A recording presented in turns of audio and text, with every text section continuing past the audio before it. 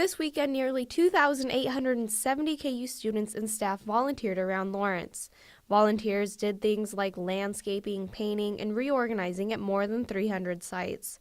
KU student and volunteer Travis Kissinger said the big event helps unite the two communities.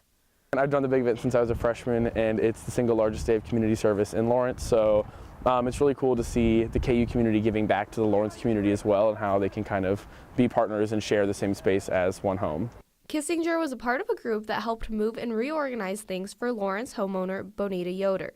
Yoder says she signed up to receive help the last 3 years, but this is the first year volunteers came. It goes so much faster when you have a dozen people than when you have one or two sets of hands. So I am very grateful that they showed up this year.